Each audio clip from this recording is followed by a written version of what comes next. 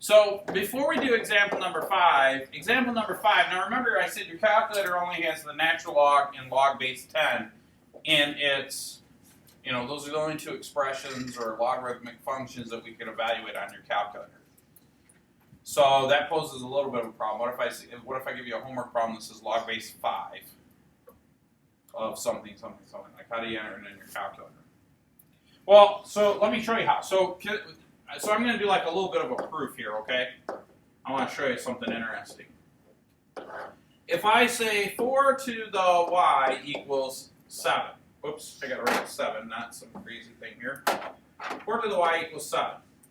Well, what that looks like is this. Remember, this is the mathematical relationship. B to the y equals x. So I could write that as a log, but how do I write it as a log with a different base other than 4? One thing to do or try is if I take the natural log of 4 to the y, then I have to take the natural log of 7. Okay? Does that make sense so far? Now, one of the cool things about the properties of logs is I can take this y and toss it to the front. So now I have y natural log of 4 equals the natural log of 7. Does that make sense so far? Am I going too fast? Well, now here's the interesting thing. This is y times the natural log of 4, so I could actually divide both sides by the natural log of 4. So now I have y is equal to the natural log of 7 over the natural log of 4. But what does that equal to?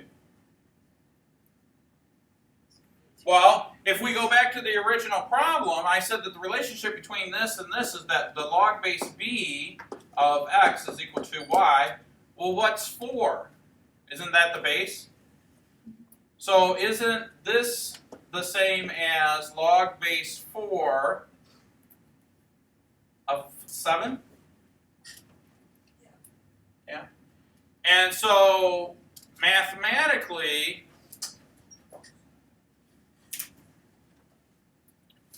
this is equal to this.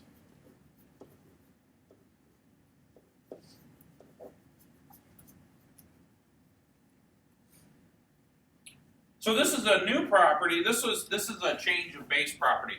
So what I did is natural log is a base of e. So if I proved how the relationship of this works, and what we get out of it. So I guess what I'm saying is I could take something like the log base 4 of 7, and I can't plug that in my calculator, right? But I could rewrite that as the natural log of something over the natural log of something, which would be the natural log of 7 over the natural log of 4. So I've taken a logarithmic function that has a base of 4, and I switched it to a natural log, which has a base of e. Okay? Now, if I were to plug this in the calculator, now it'll take a second for that to load, I'll get a number. So if on your homework, or not well, this will definitely be in your homework for today, but on the test or the SAT or the ACT, if you get something like the log base 4 of 7, now there is a thing on your calculator that you could do, but man, it's confusing. It's just easier to know this property. So if I wanted to find the log base 4 of 7, I just simply do the natural log of 7 divided by the natural log of 4. And hit enter. And it's 1.404 roughly, right? So that is approximately, why isn't that cooperating with me today? Oh, okay, there it goes. 1.404. Okay? Now, if I were to generalize this, right? If I wanted to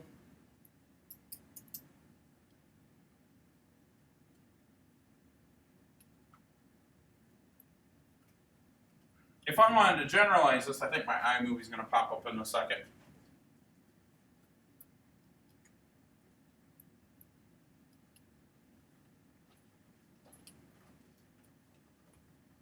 if I wanted to generalize this, I could say that the log base b of, and I have to be careful how I write this, so I'm going to write it the way the book does. It says x.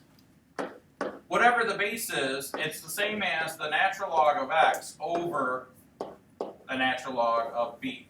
Does that make sense? You guys with me so far? So I started off getting ready to do example number 5. So now we're ready. Now that we know what we're doing, example number 5 is pretty simple. It says, hey, tell me what the log base 3 of 16 is. Well, I don't have that on my calculator, right? So how do I find that? What do I have to do first? Yes? The natural log of 16 over the natural log. Yeah, so the natural log of 16 over the natural log of 3. Okay? And so if I pull my calculator up and I say the natural log, boy, this thing is not cooperating today. I see why though, that's my fault. Natural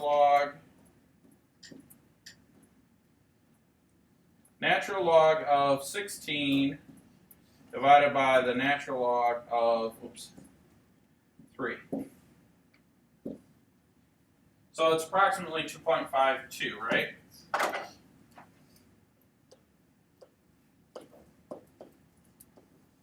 Does that make sense? Any questions on that? Now, there's one more example. So that's the simple one, right?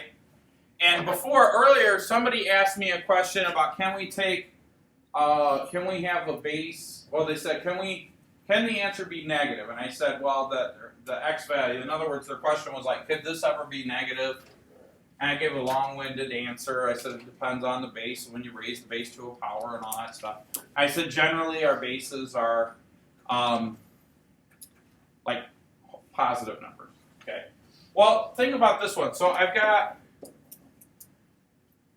I guess mathematically in some situations it is, but this helps kind of support my claim.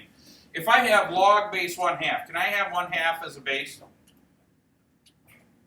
Sure, yeah. I can multiply 1/2 by 1/2 by 1/2 if I want. Right? Of 2. Well, then that becomes the natural log of 2 all over the natural log of 1/2. Now I could plug that in the calculator that way. But since we're learning all the properties of logs, what could I do to expand that out more? Well, the natural log of 2 is, that's it. There's nothing to expand. But this is the quotient rule, isn't it? Couldn't I say, how would I write that? The natural log of 1 minus the natural log of 2?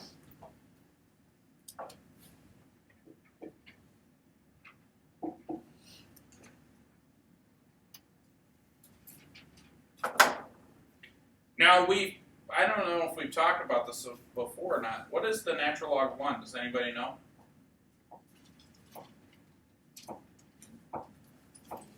Let's think about that. Well, I don't know if I want to confuse you. Well, it won't confuse you. Side note, we're going to come back to that in a second. The natural log of 1 is equal to the log base e of 1. Now remember the mathematical relationship between that and this is that e to the y equals 1. So what is that? 0. So the natural log of 1, which we'll come across this a lot, is 0. So what does that mean? That means that this is 0, right? So I've got the natural log of 2 over the negative natural log of 2, which is really just negative 1. So I looked at this thing here. Now, truthfully, we should know that, right? We should know that because couldn't I say the natural log of 1/2, right, isn't 1/2 raised to the -1, 2? Isn't that the same thing? Yeah? Because the negative means you would reciprocate it, so instead of 1/2, it'd be 2/1, right? So this 2 is the same as 1/2 raised to the -1. And so here we've got this nice little relationship deal. So sometimes this is a good example of how I can expand things and start to eliminate some of these items and do the answer without the calculator. But let's do the calculator just to double check. So I said that I could do, I gotta remember to put this back. All right, here we go. The natural log of 2 over the natural log of 1/2. So I'm going to enter in 1 divided by 2, and I get -1, right? Does that make sense? Yes. Question? For example 5, the second example. Yeah. Why don't we change the natural log? Oh, that's a good question. Let me finish this one up. There's another example in example 5, and I'll do that in just a second. So do you see how I got that? But now, that's the same answer that I got without the calculator. Does that make sense? All right. So the question while I was solving that was, hey, there's one more example in example number 5. I got a question for you. Why didn't we change that? Well, it turns out, remember that our original property was that if I said the log, right, the log base b of x could be rewritten as the natural log, right, of x over the natural log of b. It turns out, like, isn't that the same as the log base e of x over the log base e of b?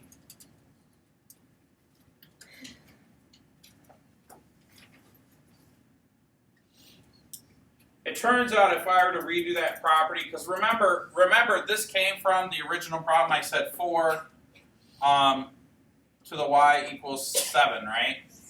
And we solved it by using the natural log property. So if I take this 4, so I guess what I'm trying to say is that as long as the bases are the same, the property will still work. And here's why, okay? If I do the same problem like I did the last time, I would say the log base 10 of 4 raised to the y is equal to the log base 10 of 7, right?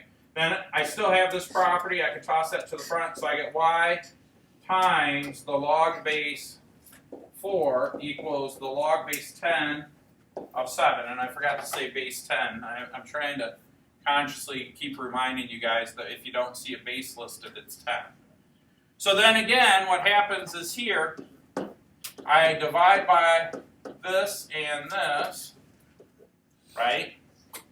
And I get y is equal to log of 7 over log, why did I write 7 there? I should write a 4. 4, okay? Well, now, what was the mathematical relationship? Well, we said that when you have b to the y equals x, that's the same as log base b of y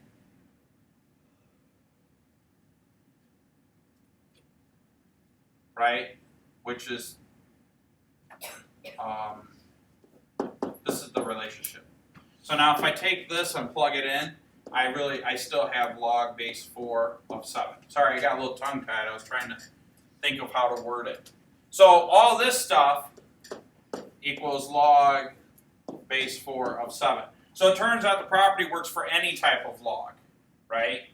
It could be natural log, log base 10, as long as the two are the same base. So what happens is, I took kind of a long route, but we're basically saying log base b of x is equal to log of x over log of b.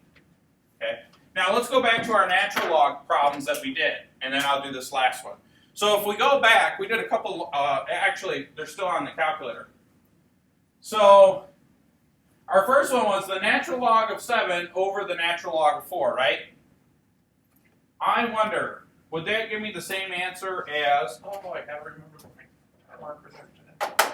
Would that give me the same answer if I used the log of 7 divided by the log of 4? What do you guys think? If you think it will, thumbs up. If you think it won't, thumbs down. Ready? Thumbs up or thumbs down? I don't see any thumbs. How many think it will? Raise your hand. How many think it won't? Raise your hand.